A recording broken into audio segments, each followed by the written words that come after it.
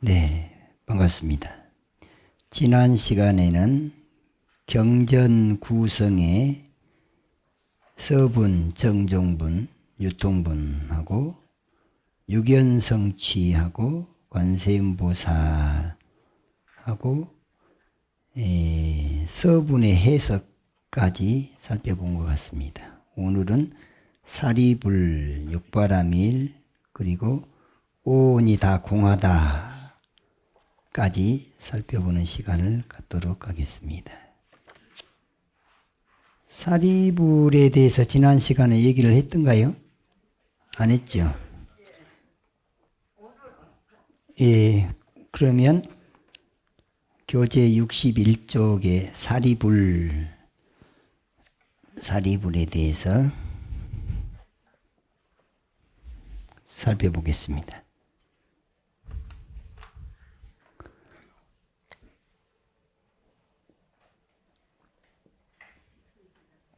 사리불,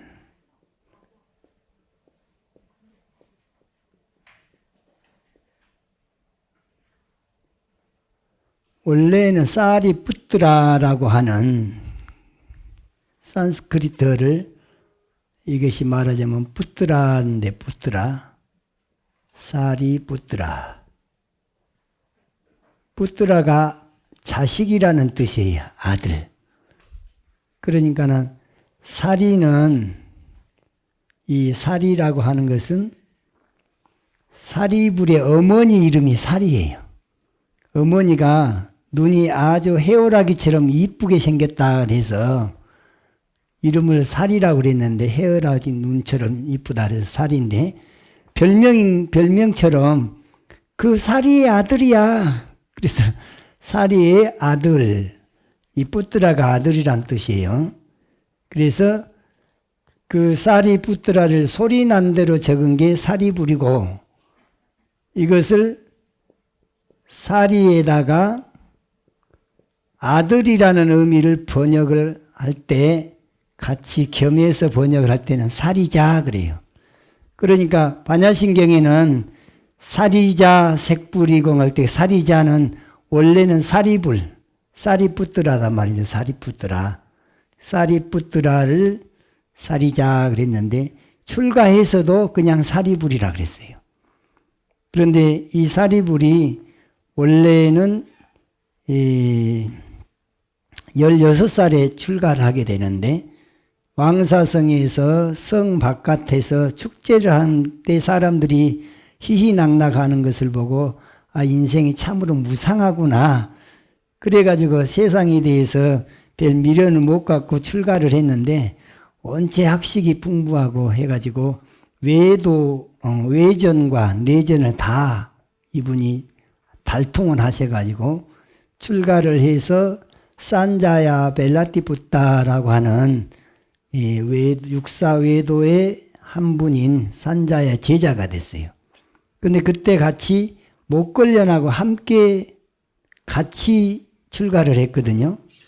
그래갖고 둘이서 우리가 그 산자야 밑에 들어가서 공부를 하는데 일주일 만에 산자의 교리를 다 달통해요.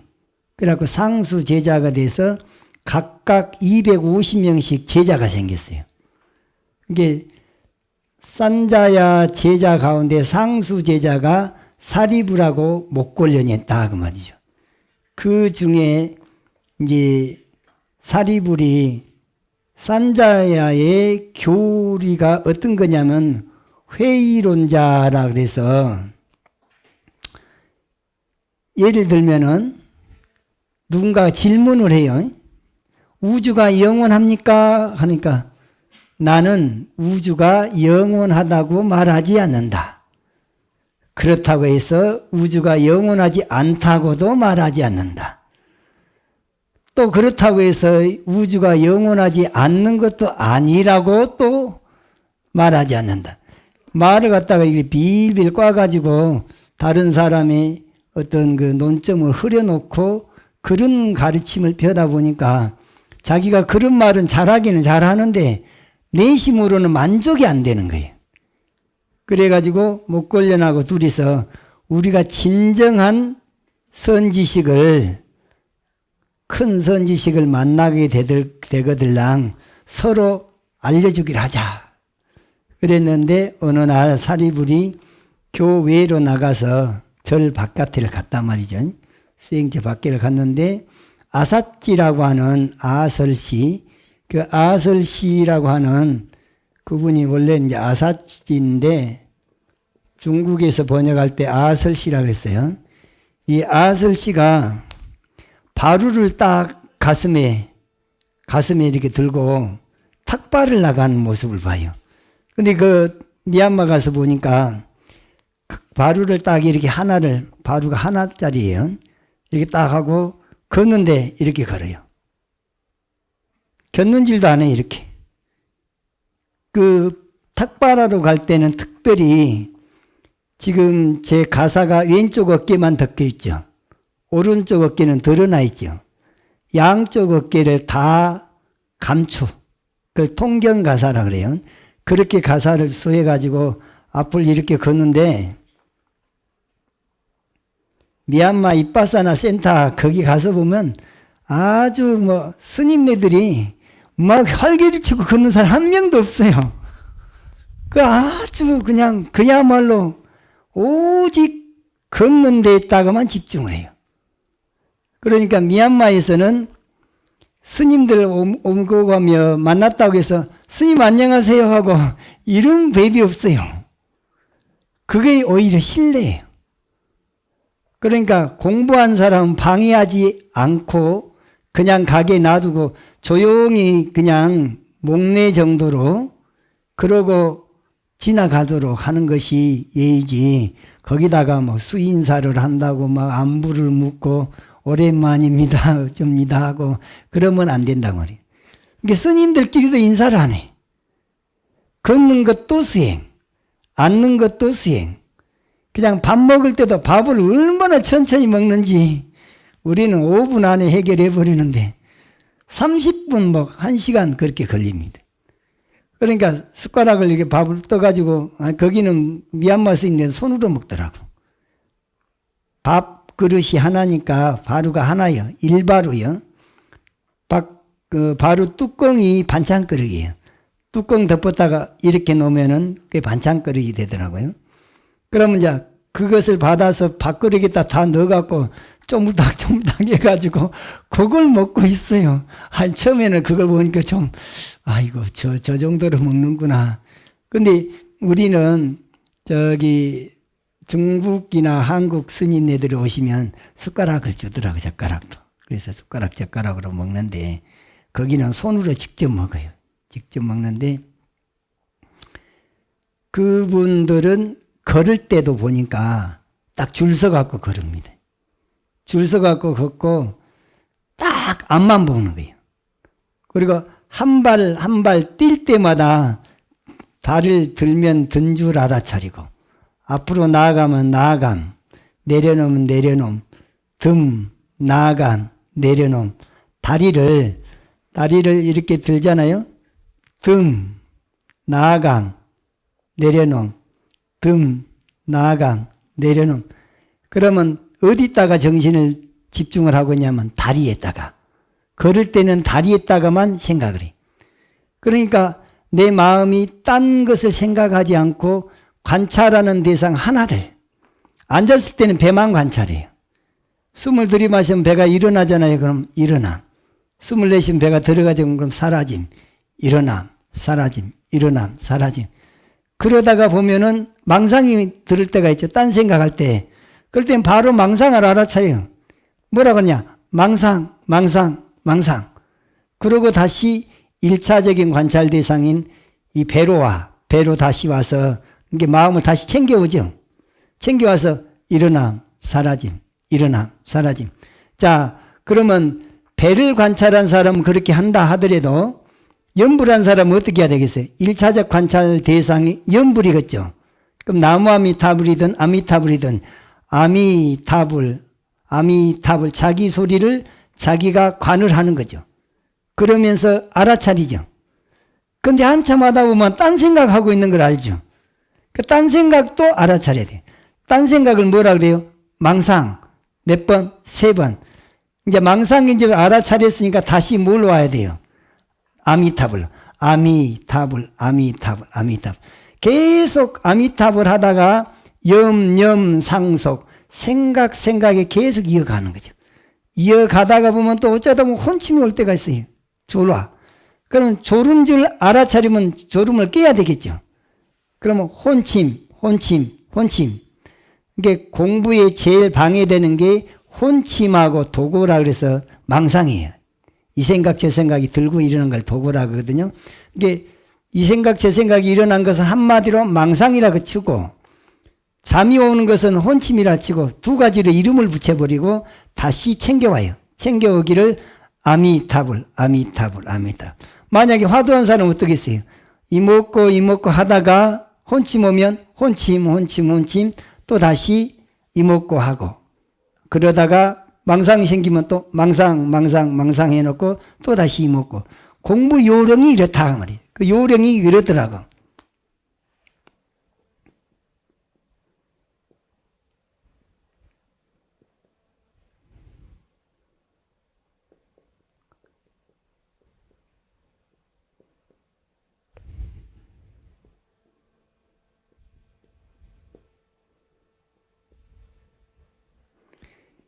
제가 미얀마 가서 터득한 거예요. 참선의 요령이 뭐냐? 챙겨와서 붙들고 정신 차려 알바콘이요. 챙겨온단 말은 1차적인 관찰 대상, 1차적 관찰 대상이 그게 이제 염불이 될 수도 있고 주문이 될 수도 있고 화두가 될 수도 있고 또 이빠사나에서도 뭐 앉아서는 배를 관찰한다든가 걸을 때 다리를 관찰한다든가 이 1차적 관찰 대상이 주된 행법이에요. 우리가 염불을 하든지 화두를 하든지 호흡을 하든지 이 1차적 관찰 대상이란 것은 주된 수행법, 주된 행법을 1차적 관찰 대상으로 계속 챙겨와서 붙들고를 해요. 그런데 어쩌다 보면은 잡념망상이 치고 들어오거나 혼침이 올 때가 있죠. 그것은 2차적으로 관찰 대상으로 삼아야 돼. 그러니까 잡념망상이 올 때는 뭐라고 해야 돼요?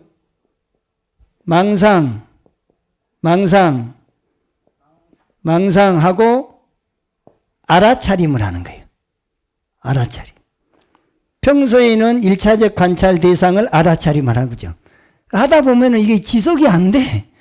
단 10분을 아무 잡념 없이 쭉 나갈 수 있다면 대단한 거예요. 이선정 이상 갔을 때만 이런 것들이 안 나타나요. 2차적 관찰 대상이. 초선정까지는 이 2차적 관찰 대상이 계속해서 그냥 중간에 막 끼어들어요.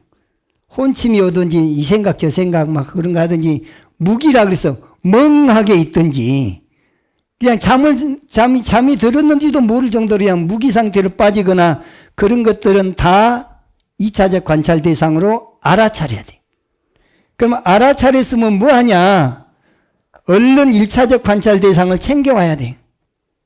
챙겨오는 것을 차질 심자 그래서 시무도 있죠. 시무도에서 이 심자하고 또는 다른 데서는 깨달을 각자로 번역을 해요. 심이라고 번역을 해. 그 챙겨오는 거예요. 그런데 챙겨와서는 그놈을 딱 살펴보고 있어요. 1차적 관찰 대상을 다시 살펴본단 말이에요. 그것을 관한다 그래요. 심사 또는 각관이라고 번역을 하는데 챙겨오는 것이 알아차림이 안 되면 챙겨와지지를 않아요. 이게 알아차림이 이걸 정념이라 그러는데 바른 알아차림, 바로 깨어있음, 이걸 성성적적하다 그래요. 성성하게 깨어있지 못한 것은 흐리멍텅한 거죠. 흐리멍텅한 것은 뭐라고 해야 돼요? 망상, 망상, 망상, 또는 혼침, 혼침, 혼침. 이렇게 이제 이름을 3번을 딱 붙여주고 나서 정신을 차려. 정신을 차리면 도로 뭘 챙겨오냐? 알아차렸으니까 챙겨와. 1차적 관찰 대상을 챙겨와. 호흡이면 호흡을 알아차리다 보면 호흡을 놓쳐버리는 수가 있어요. 놓쳐버리고 딴 생각하고 있는 거예요. 호흡을 주된 1차적 관찰 대상으로 삼은 사람은 한참 하다가 보면은 호흡을 하는지 마는지 딴 생각에 그냥 팔려 있죠. 그럼 뭐라 그래요? 다시 호흡하다가도 망상, 망상, 망상. 이렇게 이름 붙여주고 나서 다시 정신 차려서 호흡에다가 집중을 하는 거예요. 그렇게 해서 호흡을 붙들고 있으면 이거 살필 사자가 또는 관한다 그랬죠. 이거 챙겨와서 붙들고, 챙겨와서 붙들고, 챙겨와서 붙들고를 언제까지 하냐? 초선정까지 들어갈 때까지. 초선정까지 들어가는 열쇠가 바로 챙겨와서 붙드는 거예요. 이게 우리가 삼매에 들어가는 열쇠가 챙겨와서 붙들고 챙겨와서 붙들고. 그런데 왜 챙겨오냐? 도망을 가니까. 연불을 하자는 사람, 연불이 한참 하다가 딴 생각을 하고 연불을 안 해. 속으로는 또 연불하면서 머리로는 딴 생각하고 있는 경우가 있고 그래요. 그럴 때마다 알아차려야 돼. 이 알아차리. 그리고 난 다음에 알아차렸으면 다시 연불에 집중을 하면 이게 또 바로 보는 거예요. 호흡한 사람은 호흡을 딱 보고 있으면 또 바로 보는 거죠. 그렇게 하고 컨트롤은 뭐냐? 망상인 줄 알면 망상을 컨트롤해서 다시 1차적 관찰 대상인 연불이나 호흡으로 다시 되돌아온단 말이죠. 그러니까 아삿지가 걸음을 걸을 때 다리를 듬, 나아감, 놈, 듬, 나아감, 놈. 그 밖에 생각을 안 해요. 단지 내가 탁발하러 가는 그 방향을 향해서 갈 뿐이에요. 그런데 우리들이 평소에 살아가는 모습은 걸으면서도 별별 생각을 다 하면서 걷죠. 그러니까 삼매하고는 거리가 멀죠. 걸으면서도 삼매에 들어갈 수 있는 방법은 바로 이렇게 1차적 관찰 대상, 본인이 수행하는 주된 수행법을 하나를 붙든단 말이죠. 그 염념상속을 해. 근데 하다가 보면 또 딴 생각이 치고 들어오면 그 순간에는 삼매의 힘이 떨어지겠죠. 그러면 얼른 알아차려. 망상, 망상, 망상. 또는 혼침, 혼침, 혼침. 무기면 무기인 줄 알고. 그러고는 다시 또 챙겨와요. 요것을 2차적 관찰 대상에서 1차적 관찰 대상으로 다시 마음을 챙겨오는 것이 각이라 그래요. 또는 심이라 그러고. 그래서 그놈을 또 챙겨와서 그놈을 또 딱 이렇게 집중해서 본단 말이죠. 그것이 살필 사자 또는 볼 관자, 관이라 그래요. 이게 초선정까지만 있어요.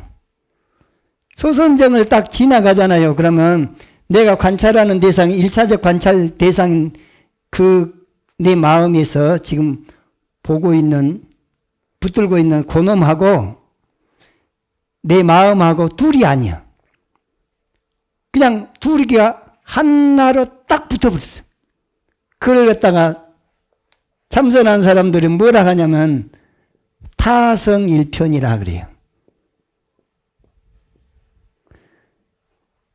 때릴 타자, 망치딜로 이렇게 쇠를 담금질 할 때 불에다가 담가가지고 불에다가 확 불려가지고 뻘거면은 그놈을 갖다가 망치질을 하잖아요. 그러다 보면은 그것이 잡철은 떨어져 나가고 단단한 것만 남죠. 그럼 단단한 쇠만 하나 딱 붙어 갖고 있어요. 이게.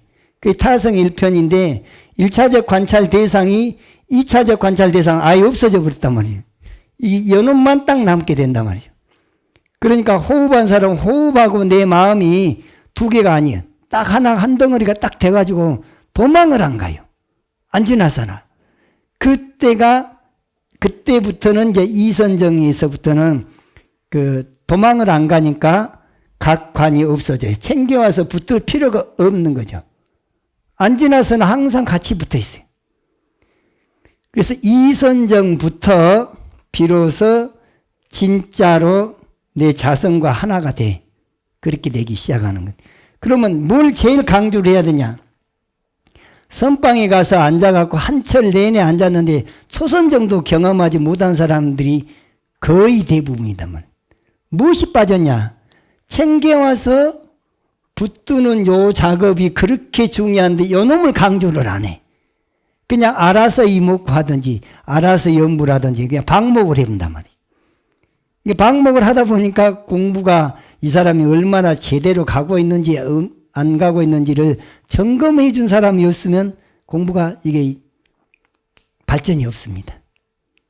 그 아사치가 그렇게 딱 정신을 집중해서 알아차림을 하고 가니까 거기에 이 사리불이 가가지고 죄송합니다. 제가 한 말씀 여쭙겠습니다. 그래요. 그래서 내가 보아하니 당신은 지금 마음을 하나도 흐트리지 않고 오직 걷는 데에만 집중을 하고 가시는데 당신의 스승이 누굽니까?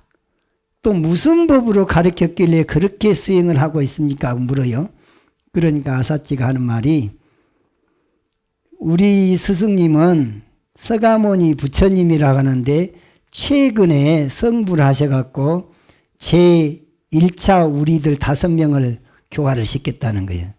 교진이하고 아설시하고 이 사람들이 부처님하고 처음에 같이 공부하다가 부처님이 음식을 이제 제대로 먹고 체력 회복하는 것을 보고 타락했다고 그냥 떠나버렸던 사람들이 녹야원으로.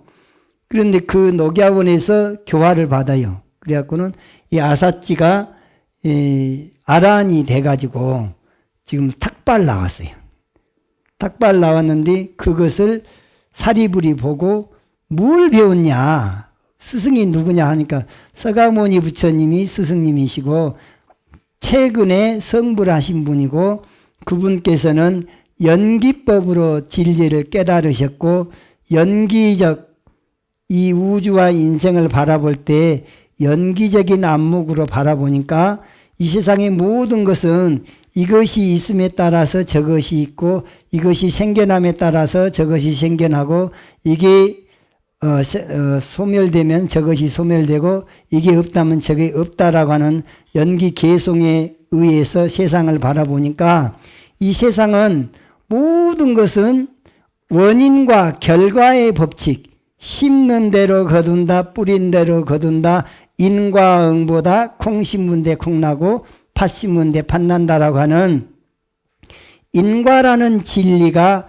계속해서 새로운 인과로 모든 것이 변하고 있는 재행이 무상하다는 진리로 변화하는 것을 알려줍니다. 첫째는 연기법에서 인과라는 진리를 깨닫게 하고 둘째는 앞의 인과와 뒤의 인과가 계속 바뀌잖아요. 그래서 재행이 무상하다. 존재하는 모든 것은 인연 따라 생겨났다. 인연 따라 사라지기 때문에 변한다. 이 또한 곧 지나가리라처럼 변한다. 일년은 사시사철로 변하고 인생은 생로병사로 변하고 만물은 생장, 수장으로 변하고 마음은 생주, 이멸로 변하고 그 다음에 우주는 성주, 개공으로 변한다. 변하는 것이 진리다라고 알려줍니다. 그래서 내 안태에서 내 몸과 내 마음이라고 하는 현재 사용하고 있는 현상계에서 내 몸과 현상계에서 내 마음에서는 변하지 않는 것을 하나도 찾을 수가 없기 때문에 영원히 변치 않다고 생각하는 아뜨만이라고 하는 것이 상일주제하는 거예요. 영원하면서 한결같으면서 본인이 주인공이면서 본인이 모든 것을 주관한다고 하는 상일주제하는 이 아뜨만 같은 이런 존재는 현상계에서는 찾을 수가 없다. 그래서 아뜨만이 아니다. 안 아뜨만. 여기 아뜨만만 하면 상일주제인데 이 상일주제를 부정해버렸단 말이죠. 이게 왜? 내 몸이 영원합니까? 아니라 그랬죠. 아나뜨만이네. 내 마음이 영원합니까? 또 아나뜨만이야. 그래서 이 아나뜨만을 뭐라고 번역을 했냐? 비아. 또는 무아. 나라고 고집할 수 있는 것이 하나도 없다. 실체가 없다. 내 몸뚱아리에서 실체를 찾을 수가 없고 내 마음에 보면 보는 마음, 들으면 듣는 마음, 냄새 맡을 때는 냄새 맡는 마음, 맛을 볼 때는 맛보는 마음, 마음이 그때그때 다르죠. 딴 마음이죠. 그 다음 촉감을 느낄 때의 마음, 또 마음속에서 이 생각 저 생각을 알아차리는 마음이 각각 다 틀린 마음이죠. 그래서 마음은 인연 따라서 시시각각으로 변한단 말이죠. 그러니까 마음을 바로 보면 무상하다고 보는 것이 진리지, 마음이 영원하다고 보는 것, 이건 잘못된 것이다. 마음이 한결같다고 보는 것 역시 착각이다. 마음대로 모든 것이 마음대로 다 될 것 같지만 마음대로 안 되죠. 된다고 생각하는 것도 이 착각이다 말이에요. 그래서 아트만적인 이런 것은 현상계에서는 찾을 수가 없다. 다만 이와 같은 조건을 갖추고 있는 것은 무엇만 그러냐? 진리만 그런 거예요. 자, 봅시다. 인과라는 진리는 영원합니까? 과거에도 인과의 법칙은 있었고 지금도 인과의 법칙, 미래도 인과의 법칙만큼은 영원하죠. 인과라고 하는 것은 한결같죠. 그런데 인과가 인연 따라서 계속해서 바뀌니까 그것은 재행이 무상하다고 하는 요 이치만큼은 영원하죠. 무상의 이치, 인과의 이치, 공의 이치, 무아의 이치는 계속해서 영원하죠. 그것이 뭐라 하냐? 그것을 이름하여 진실로 한결같다. 진여라. 진여는 진리가 진여예요. 그것이 내 마음 안에, 근본 마음 안에 때묻지 않은 순수한 우리 성품으로 존재할 때는 진여 불성이라 그러고, 내한테 있다고 할 때는 진여 자성이라 그러고, 그 자성이다, 불성이다, 법성이다, 원성이다, 원각이다, 도다, 진리다, 이건 그냥 한 물건이라고 하는 것은 굳이 이름하여 진여라고 할 수도 있고 보리라고 할 수도 있는 것이지만은 이러한 이치적으로 존재하는 것만 영원해요. 그러나 인연 따라 생겨났다 사라지는 현상계에서는 영원할 수가 없죠. 왜? 생겨났기 때문에. 진리는 생겨난 바가 없어요. 본래부터 있었어요. 그래서 진리는 불생불멸이라. 진리는 불구부정이요, 부정불감이요, 무시무정이요, 불선불악이라고 할 수 있는 것은 본래 진여 그 자체이기 때문에 그런 거예요. 그러면 부처님은 뭐냐? 열에 진여에서 오신 분이다 할 때 타타 아가타라 그래. 그러니까 타타라는 말은 타타타에서 타타란 말은 진여란 말이에요. 안 갔다 타타에서 왔다 그 말이에요. 그래서 열에 진여에서 왔다 해서 열에라고. 타타 갔다 그러면 진여로 갔다, 진리의 세계로 갔다, 정토 세계로 갔다, 열반의 세계로 갔다. 그때는 여거라 그래. 여거나 열에나 다 진리에서 오거나 진리로 갔거나 그런 거죠. 이게 어느 입장에서 표현했냐? 중생의 입장에서 성불을 해갖고 진리의 세계로 갔다 할 때는 탔다 갔다가 되는 거고, 중생을 구제하기 위해서 본래 이미 성불했던 분이, 생사해탈했던 분이 중생을 구제하기 위해서 진여에서 오신 분이라고 표현할 때는 열에 탔다 아갔다. 그러니까 탔다 아갔다나 탔다 갔다나 타타타는 타타타예요.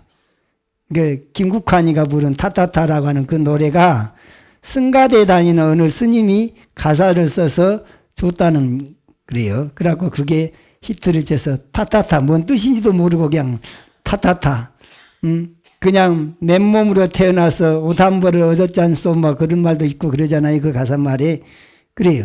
아무튼 이 사리불은 아삿지 때문에 뭐 연기법이라고 하는 말에 귀가 그냥 탁 뚫렸어요. 귀가 열렸어요. 세상의 모든 것은 인연 따라 생겨났다, 인연 따라 사라지는데 그 속에서 인과의 법칙과 무상의 법칙, 무아의 법칙 그 소식을 듣는 순간 아하, 내가 산자한테 쏘갔구나. 산자야라고 하는 스승한테 항상 마음에 뭔가 좀 부족하다고 느꼈던 것을 보충할 수 있는 것이 바로 이 서가모니 부처님 가르침이로구나. 그래갖고는 목걸련을 찾아가요. 찾아가서 내가 진정한 선지식을 만나게 됐는데 나는 이 산자야를 떠나서 서가모니 부처님 앞으로 다시 출가를 해야 되겠다. 그대는 어떻게 할란가? 그러니까 아니 자네가 그렇게 간다는데 내가 왜 마다하겠는가? 나도 그렇게 하면 돼. 그러면 우리를 따르는 250명씩 500명이라고 하는 저 제자들은 어떻게 할까? 그러니까 우리의 뜻을 일단은 밝히고 따라오든지 그대로 남든지 그 사람들한테 스스로 선택하게 선택권을 주자. 그래갖고 가서 설명을 하니까 이 500명이 전부 다 우리도 간대 우리도 갑시다 해갖고는 500명이 한꺼번에 부처님 앞으로 귀의를 해버려요. 그러니까 산자야가 제자가 갑자기 다 없어져 버린 게 기가 막히겠죠. 기가 막혀갖고 이 화병이 나갖고 그냥 죽어버렸다는 거예요. 근데 본래 한 물건도 없다면 본래 나라고 할 것도 없다면 화날 일이 없는데 내가 누군데라는 생각이 있으면 기가 막히고 미치고 환장하고 펄짝 뛰겠잖아요. 펄짝 뛰어버렸으니까 그 공부가 덜 된 거다 그 말이죠. 그러니까 우리가 암만 기가 막힌 일을 당해도 내가 본래 공안가 아닌가? 나를 바로 본다면 내가 본래 무아 아닌가? 무아인데 왜 화가 날 것인가? 무아를 지키지 못해서 그런 거죠. 무아를 알아차리지 못해서 무아를 바로 보지 못해서 화도 나고 욕심도 내고 말이죠. 미워하는 마음도 생기고 시기하는 생기고 그런 마음이 들 때마다 얼른 다시 무아를 챙겨와야 되겠죠. 챙겨와서 무아를 붙들어야 되겠죠. 이게 자성을 붙드는 방법인 거예요. 어떻게 진여 자성을 붙들 것이냐. 내가 본래 무아인 줄 알고 공한 줄 알고 인과인 줄 알고 무상인 줄 알고 그것을 얼른 챙겨와서 붙든 순간 그것이 진여니까. 연기법이 진여예요. 연기법이 청정법신 비로자나 부리고 인과 무상 무아 공이 이 오호법이니 내 진여 불성의 대명사요. 불성을 표현하기를 인과라고 하기도 하고 무상이라고 하기도 하고 무아라고 하기도 하고 공이라고 하기도 하고 중도라고 하기도 하는데 상황에 따라서 그때그때 맞는 법으로 그것을 선택해서 지혜로 활용하는 거죠. 근데 암만 지식으로 이렇게 알고 있어도 지혜로 활용이 안 되면 지식에 불과해. 지식은 해가 뜨질 않아요. 그런데 지혜로 변하는 순간 해가 떴기 때문에 광명은 어둠을 깨뜨린단 말이에요. 그 어둠은 뭐냐? 우리 마음속에 번뇌가 그 순간에 쉬게 돼. 쉬게 되고 방하착이 됩니다. 집착이 그때 비로소 내려놓게 된다. 그럼 우리가 100번이고 1000번이고 강조해야 될 것은 뭐냐? 나는 본래 무아의 존재야. 공의 존재야. 무상의 존재야. 인과의 존재야. 본래 부처인 중도의 존재야. 이것을 계속해서 다시 챙겨와서 붙들고 챙겨와서 붙들고 챙겨와서 붙들면 그것이 이빠사나 수행이 되고 그것이 진여불성을 여의지 않는 부처님 당시의 참선법이에요. 그 중에 한 가지만이라도 공을 갖다가 머리끝에서부터 발끝까지 완전히 무장하고 산다면 역시 그 사람도 열애의 자리에 앉아서 공부하는 사람입니다. 그런데 우리는 그런 법을 전수를 못 받아가지고 그냥 염불한 사람 그냥 입으로만 간센보살 아미타불 그것만 하다가 그냥 망상을 일으키고 있는데도 그러면 얼른 망상하고 알아차리고 다시 아미타불을 해야 된다는 것도 모르고 아미타불의 본뜻이 뭔지도 모르고 그냥 입으로만 하는 거죠. 그래서 공부의 효과를 못 보는데 내 진여불성인 인과 무상 무아공 중도 실상의 대명사가 아미타불이다. 그러면 그 아미타불 보따리 속에는 인과 무상 무아공이 한꺼번에 따라오겠죠. 그걸 자기 편리할 대로 꺼내 쓰는 거예요. 보따리를 꼭 끌어가지고 많이 쓸 거 아니라 한 번에 칩게 들면 그 속에 있는 게 다 따라오잖아요. 그렇게 해서 아미타불을 연불선으로 해도 되고 법신보신하신 삼신일불의 대명사가 아미타불이다. 모든 부처님의 총대명사가 아미타불이다. 이렇게 알고 부를 때는 연불선이 되겠지만 그냥 아미타불 해서 일념으로 들어가기 삼매에 들어가기 위해서 칙명연불도 결국에는 무념처까지 가면 자선과 기합이 되는 거예요. 이 칙명연불도 선이 되고 관상연불 또 관상연불 실상연불이 다 일념에 들어서 무념처까지 도달한다면 전부 다 선이 안 되는 것이 없이 다 선이 되는 거예요. 아, 이빨 하나도 선이 되는데 이목구도 되는데 왜 그것이 안 되냐고. 일념에 들지 못하니까 선이 안 되는 거예요. 염념상속에 그 신묘장구 대다라니도 수월선사같이 앉으나서나 자나깨나 24시간 그냥 나무라 다나다라고 돌아가신 분, 그것을 선이 아니라고 누가 말하겠냐고. 수월선사는 신묘장구 대다라니만 했는데. 그러니까 대비주를 하든 온만이 반매음을 하든 광명진언을 하든 아니면 나무아미탑을 하든 아미타불만 하든 또는 관세음보살을 하든 어떤 것이든지 일념에 들어서 그 다음에 일념이 지속되다가 어느 순간 일념마저 뚝 끊어지는 일념 돈진의 경계에 들어가면 일념이 몰록 딱 없어져서 공이 돼버려요.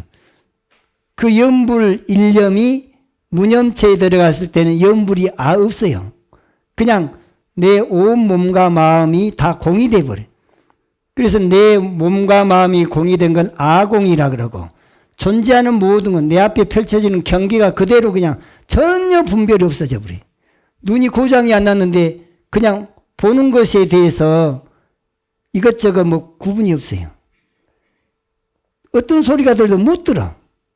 그러니까 못 들으니까 거기에 대해서 분별하고 판단하고 식별하고 옳은 작용이 안 일어나. 그래서 존재하는 모든 것은 제법이라 그러잖아요. 그건 법공이 되는 거예요. 내가 공이 되면 아공이 돼. 그게 바로 멸진정인 거예요. 오온 멸진에서 색, 수, 상, 행, 식, 오온이죠. 오온이 멸진된 경계를 그 삼매를 멸진삼매, 멸진정이라 그래요. 그러니까 오온이 멸진됐으니까 오온이 나라고 하는 것이니까 내가 공이 된 것이니까 아공이다 그러는 거예요. 이게 멸진정을 성취해서 아공이 돼 통달무아가 되고 아공이 되고 법공이 된다. 부처님은 멸진정에 들어서 생사해탈을 하신 분이고 천지우주의 근본이치를 바로 깨치게 된 것이다 그 말이죠. 아무 생각이 없어져 보려면 죽어버리면 그렇게 되겠죠. 근데 죽는 것은 그건 생사해탈하고는 거리가 멀잖아요. 분명히 깨어 있으면서도 그게 공의 상태를 유지를 패스를 일주일을 했을 때 아공 법공의 상태 멸진정 상태로 무념 무상 절일체 상태로 일주일을 패스했을 때 비로소 그렇게 나를 붙들고 늘어지던 아상의 뿌리가 뽑힌다는 거예요. 이게 아상의 뿌리는 내가 내가 본래 공한 거야 본래 무아야 한번 이거 생각한다고 해서 뿌리가 뽑히지는 않아요. 방향은 이제 아는 정도가 되지만 내가 거기까지 도달하지 못했으니까 도달해야 된다는 걸 강조하기 위해서 통달무아라 그래. 통달하지 않았을 때 그것은 완전한 것이 아니다 그 말이죠. 그런데 그것을 아는 정도만 해도 대단한 거예요. 왜? 모르고 닦는 사람이 얼마나 많습니까? 모르고 캄캄한 가운데 더듬 길 찾아가는 그런 정도의 수행자들이 너무나 많은데 우리는 지금 반야심경을 배우면서도 본래 나는 누구인가를 바로 알면서 일단 아는 정도만 해도 대단한 거니까 그걸 발전을 시켜서 공부를 해 나갑시다. 그래서 이 사리불은 아삿지 때문에 불교로 귀의하게 됐고 목걸련도 함께 귀의하게 됐으며 이분은 본래로 이 사람이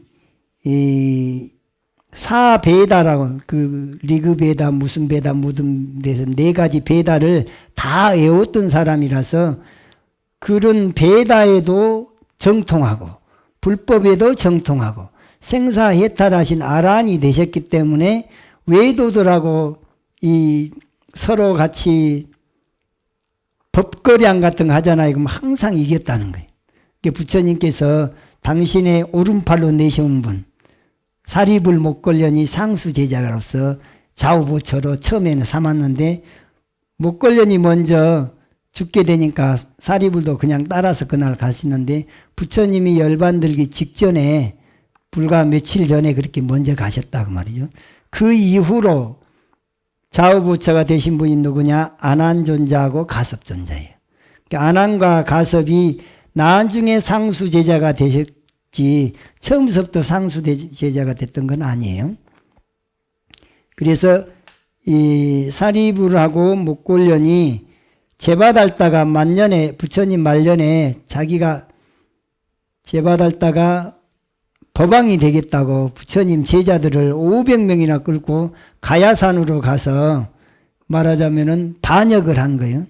그때 사리불하고 목걸련이 가서 그분들을 다시 구출해 가지고 부처님 제자로 다시 오게 만들었다. 이런 일화가 있는 분이 바로 사리불, 목걸련 10대 제자 가운데 지혜제일 사리불, 신통제일 목걸련, 두타제일 가섭존자, 천안제일 아나율, 해공제일 수보리, 그 다음에 설법제일 부르나, 지계제일은 우바리존자, 논의제일 가전년, 밀행제일 부처님 아들 라훌라, 그 다음에 다문제일이 안한존자에서 10대 제자가 있는데 10대 제자 가운데 첫 번째가 지혜제일 사리불이다. 그 다음에 이제 여기서는 이 반야심경에서는 반야바라미를 강조하고 있잖아요. 반야바라미를 강조하는데 이 반야바라밀이라는 용어를 대승불교에서는 6가지 바라밀에서 6바라밀을 얘기를 하거든요. 그래서 6바라밀을 한번 살펴볼 필요가 있습니다. 그래서 6바라밀에 대해서 지금부터 살펴보는 시간을 갖도록 하겠습니다.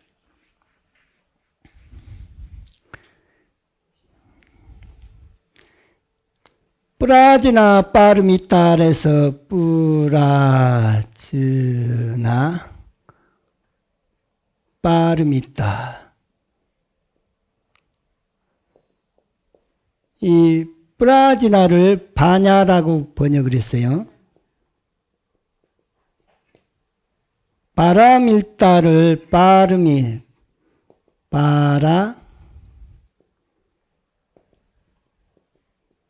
밀따 또는 바라밀. 그래서 바냐 바라밀이, 이 바냐는 지혜라는 의미인데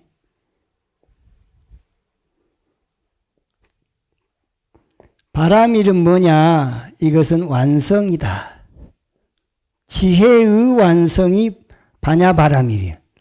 또는 완성, 또는 성취, 또는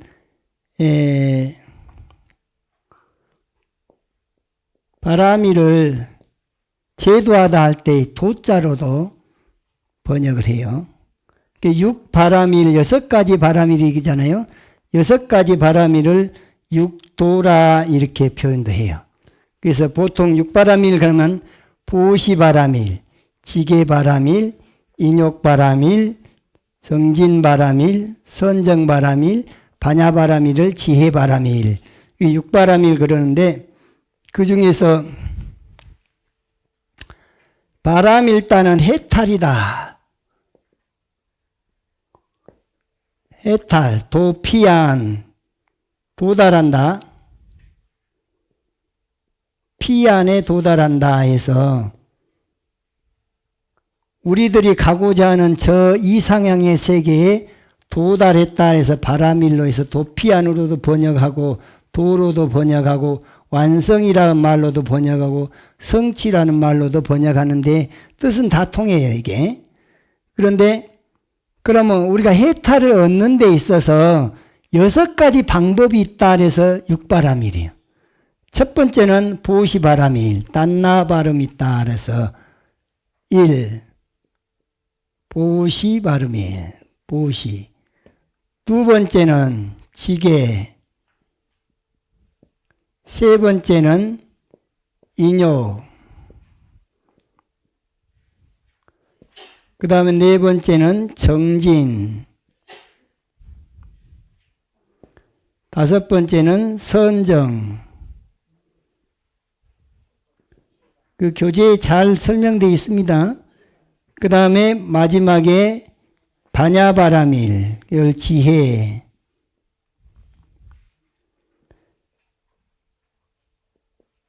그런데 보시라고 하는 것은 뭐냐면 베푸는 거죠. 베푸는 방법이 크게 보면 세 가지가 있어요. 물질적으로 베푸면은 그것을 재보시라 그래요. 그래서 3종 보시가 있는데 세 가지 보시를 3종 보시라 그래요. 그래서 첫 번째가 뭐냐? 재물로 베푸는 거. 물질로 베푸는 것은 재보시. 두 번째는 법으로 베푸는 것. 법보시. 세 번째는 두려움이 없게 해주는 보시에서 무외시 그래요. 무외시 그러는데 재물로 베푼다 하는 것은 주로 뭐냐? 일상생활용품을 베푸는 것도 재물로 베푸는 거예요. 그건 음식. 우리가 절에 갈 때 음식 싸가지고 가면 쌀이나 향이나 초나 그 다음에 과일이나 이런 것들은 다 재보시에 속하겠죠. 재보시를 조금 크게 하게 되면 뭐냐? 스님들이 필요한 물건 가운데 옷이 필요하면 옷을 가사를 해준다든가 승복을 베푼다든가 아니면 이제 여기 지금 이 성윤사 같이 아산 선생이 땅을 보시한다든가 아니면 집을 보시한다든가 우리 대웅전도 또 누가 저기 보시 안셈이죠. 대상그룹에서 대웅전도 지었지 여기 정운당도 지었지 이설법전도 지었지 여러 군데를 지었잖아요. 이런 것들은 다 집을 보시한 거예요. 그것도 다 재보시에 속한다 그래요. 그 다음에 법보시라고 하는 것은 법문해 주는 거, 강의해 주는 거. 요즘에는 동영상 촬영해서 이걸 유튜브에다가 올려주는 거. 이것도 법보시입니다. 경전을 인쇄해 가지고 나눠주는 것도 법보시. 그 다음에 테이프를 만들어서 베푸는 것. 또는 CD를 만들어서 배포하는 것. 또는 USB에다가 큰 스님 법문 그 많은 양을 다 USB 하나는 이 손가락이 한 마디 정도밖에 안 되는 그 안에다가 다 집어넣어갖고 베푸는 것도 법보시. 이게 법보시라고 하는 것이 꼭 본인이 직접 법문을 해서만이 법보시가 아니고 그것도 물론 훌륭한 법보시인데 경전을 강의하거나 또 다른 사람에게 경전을 인쇄를 해서 베푼다든가 또 조사의록 같은 것을 인쇄해서 베푼다든가 이런 것도 다 법보시에 속한다. 그런데 무외시 보시라고 하는 것이 뭐냐? 두려움이 없게 해주는 거다. 그럼 무엇이 두려움이 없게 해준 거냐? 안심시켜 주는 거예요. 어떤 사람이 어떤 큰 일을 겪을 때 굉장히 곤란함을 당하게 되면 당황스럽죠. 당혹스러워. 그럴 때, 그 방법이 있어. 이거, 이렇게 하면 돼. 그러니까 걱정하지 말어. 이거 하는 거. 이건 뭐라 그래요? 걱정 마 사인을 해. 걱정 마. 그래서 시무외인, 걱정 마. 방법이 이렇게 하면 해결해. 그럼 그 사람 안심시켜주죠. 그 안심시켜주는 것이 무외시예요. 또, 많은 분들이 생사 문제에 직면했을 때, 죽느냐 사느냐 문제에 직면했을 때 그때 가서 내가 죽어서 어느 세계를 가야 될지도 모르고 말이죠. 그럴 때 다 네가 이 생에 지은 업력대로 다음 생에 몸을 받기는 해도 내가 정견으로 딱 죽는 순간까지 아미타불 하나를 붙들거나 또는 정견을 붙들고서 저 다음 생을 맞이하게 되면 그대로 이루어진단다. 그러면 그놈을 믿고 가면 안심하고 가는데 그냥 우왕좌왕 과거에 잘못한 것만 그냥 계속 머릿속에서 맴돌면 진짜로 그쪽으로 끌려간단 말이죠. 그때는 긍정적인 마인드를 가져야 돼. 그럼 임종시에 그 집 권속들은 뭘 해줘야 되냐? 최대한 그분에게, 돌아가시는 분에게 좋은 조건에서 다음 생을 맞이할 수 있도록 배려를 해줘야 되는 거죠. 그래서 임종 연부를 해준다든가, 아니면 이 훌륭한 법력이 있는 스님을 초청해서 그 시다림 연부를 하게 해준다든가, 법문을 하게 해준다든가, 그렇게 해주는 것이 효도 중에 제일 큰 효도가 되겠죠. 이제 그런 것을 어떻게 할지 모르는 사람한테 그런 방법을 일러준 것도 무예시예요. 그래서 무예시를 보통은 무제칠시라 해서 재물이 없어도 베풀 수 있는 7가지에서 무제칠시로 무예시를 얘기를 해요. 그러면 그 첫 번째가 뭐냐? 이 이야기는 어디서 나온 거냐면 부처님 당시에 어느 농부가 하는 일마다 되는 게 없어요. 집에서도 뭐 직장도 없이 그냥 맨날 놀고 있으니까 마누라가 바가지를 늘 긁었었고 말이죠. 자식들도 별로 안 좋아해. 또 친구도 없어요. 그러다가 그 무렵에 부처님이 나오셨는데 대단한 아주 정말 훌륭하다는 얘기를 들으니까 그럼 내가 부처님을 한번 친견하고 나도 어떻게 하면 좀 행복해지고 잘 살 수 있을 것인지 그것을 좀 여쭤봐야 되겠다. 그 용기를 내서 부처님을 찾아갔더랍니다. 찾아가가지고 딱 삼배를 드린 다음에는 부처님, 저는 어째서 이렇게 되는 일이 하나도 없고 하는 일마다 실패하고 왜 이렇게 내 인생은 이렇게 가난하고 되는 일이 없답니까? 하니까 부처님이 그것은 그대가 베풀지 않기 때문이니라 그랬단 말이죠. 본인이 생각할 때 나는 가난해 죽겠는데 제가 가진 것도 아무것도 없는데 뭘 가지고 어떻게 베풀란 말입니까? 그러니까 그대가 참으로 가진 게 없는가? 그렇게 반문을 해요. 네, 가진 게 없습니다. 그럼 내가 가지고 있는 걸 지금부터 증명해 볼 테니까 한번 잘 생각해 보게. 그대는 마누라가 있는가?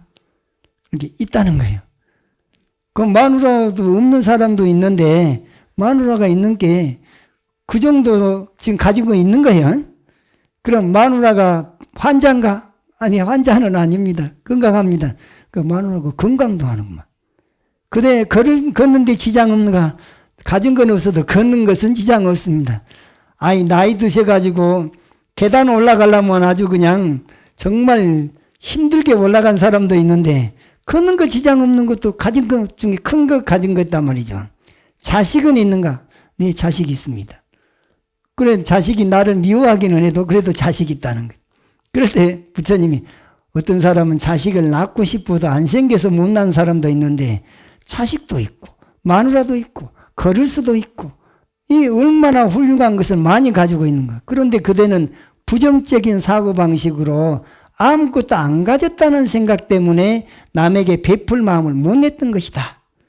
그래서 세상에는 꼭 물질로만 베푸는 것이 아니라 물질이 없어도 이게 재물이 없어도 베풀 수 있는 7가지가 있다. 그것을 무제칠시라고 하는데 그 첫 번째 심시라. 마음을 열고 마음을 주라.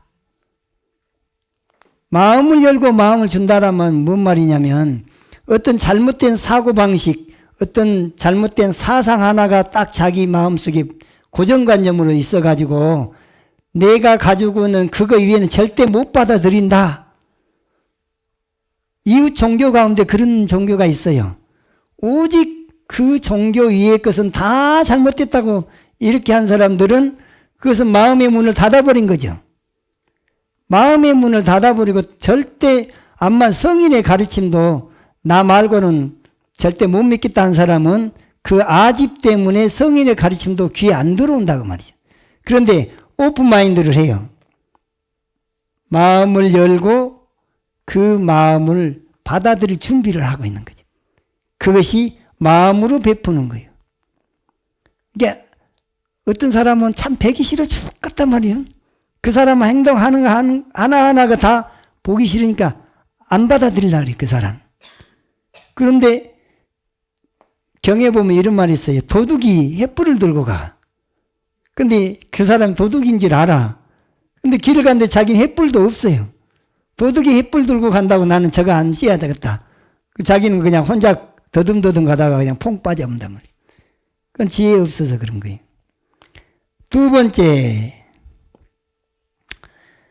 몸으로 베풀어라. 그걸 신시라 그래요. 어떤 사람이 무거운 짐을 들고 가. 나이 드신 분이 허리도 이렇게 꼽는데 그러면 젊은 사람이 그걸 보고 아이고 할머니 제가 좀 들여다 드릴게요. 아니면 뭐 리어카를 밀어준다든가 아니면 청소 같은 것도 절에 가서 보면 청소할 것이 많잖아요. 그런 걸 좀 거들어 준다든가 공양간의 일을 좀 거들어 준다든가 우리 내일 모레 뭐 우편 발송하는데 그런 것을 좀 거들어 준다든가 그것은 어려운 일은 아니지만 한 마음을 내기가 한 마음을 내느냐 안 내느냐에 따라서 몸으로 베풀 수가 있기도 하고 없기도 하고 그러겠죠. 그래서 두 번째 몸으로 큰 힘든 거 아닌 바에야 몸으로서 그렇게 베풀어라. 이것을 신시라 그래요. 세 번째는 뭐냐? 부드러운 눈을 갖는 거예요. 부드러운 눈을 갖다가 눈 안자 안시라 그래요. 안시. 우리 화가 났을 때 눈이 이렇게 쫙 찢어지죠. 그 사람 눈을 보면 보고 싶어요? 안 보고 싶어요? 그런데 사람이 온화한 마음을 가지고 눈을 부드럽게 하면 왠지 그 사람한테 마음이 끌리죠.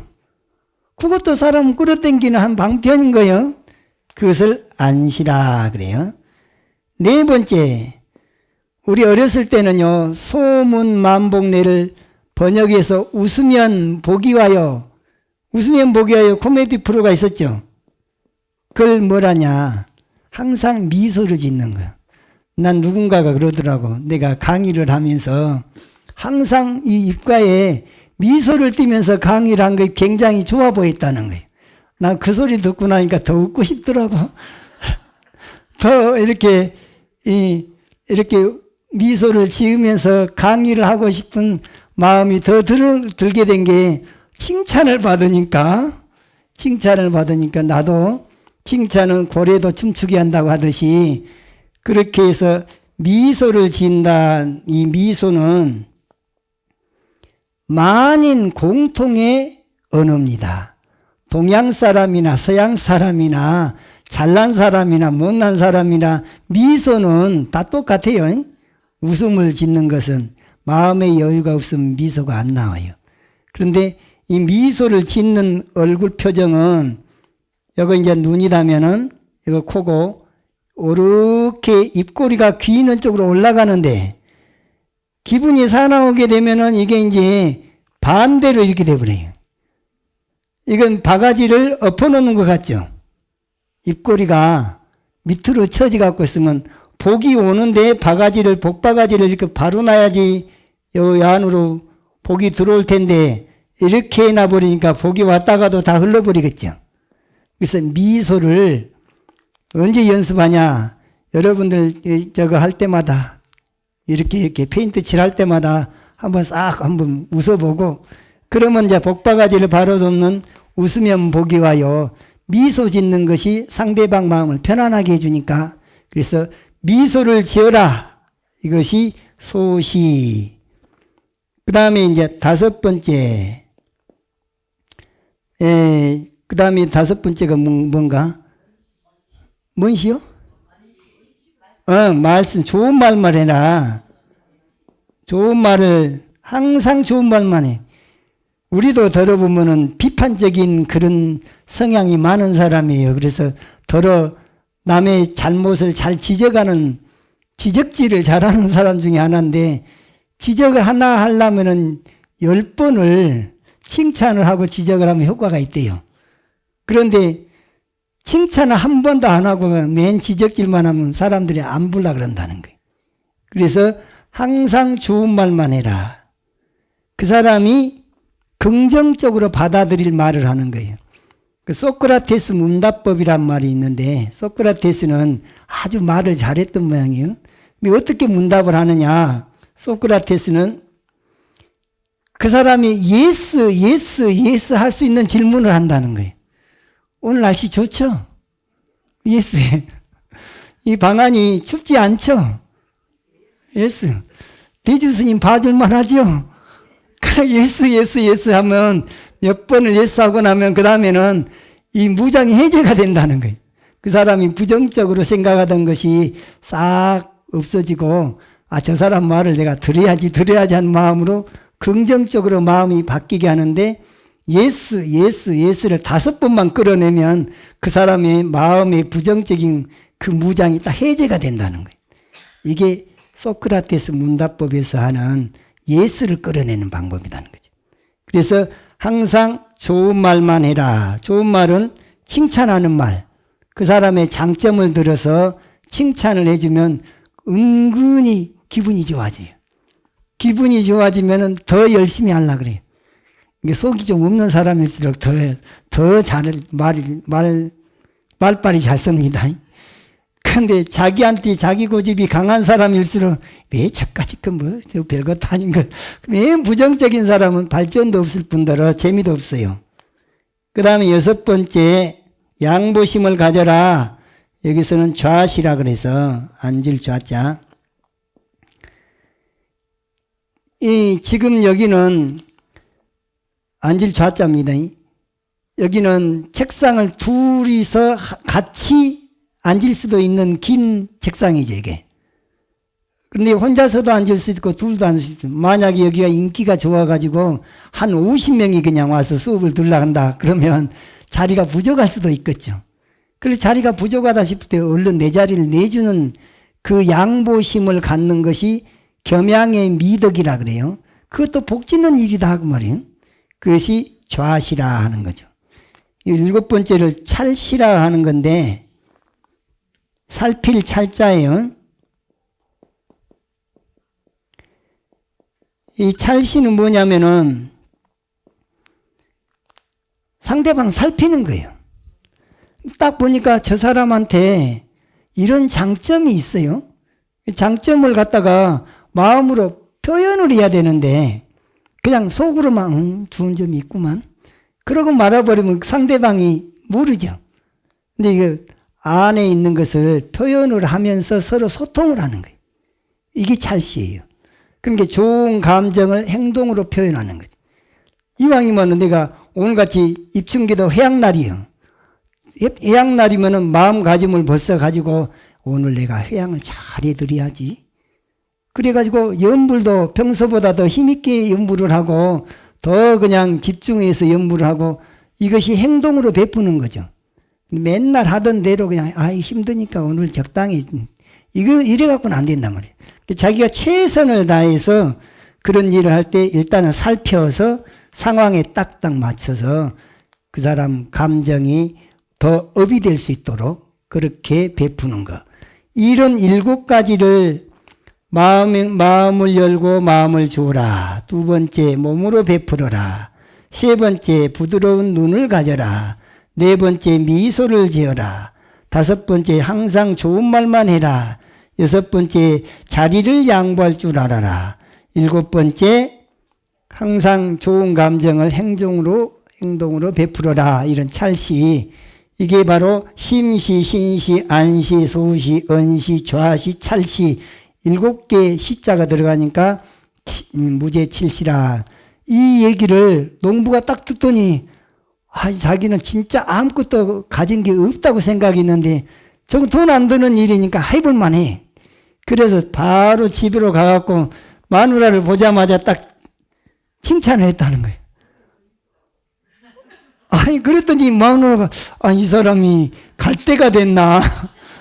맨날 바가지만 긁은다고 그냥 아주 야단하던 사람이 칭찬하니까 마누라가 그 다음날 상다리가 달라지더라는 거예요. 이러면서 집안에 웃음의 꽃이 피기 시작했다는 거죠. 이렇게 해갖고 1년쯤 됐는데 친구도 생겨나고 직장도 생겨나고 마누라도 좋아하고 자식들도 좋아하고 우리 아빠 최고야 이런단 말이죠. 그래가지고 1년 다음에는 인생이 바뀌었어요. 팔자가 바뀌게 된 게 요거 실천했는데 팔자가 바뀌었단 말이에요. 그래갖고 부처님을 찾아뵙고 부처님 제가 1년 전에 온 농부입니다. 부처님 덕에 제가 이만큼 달라졌습니다.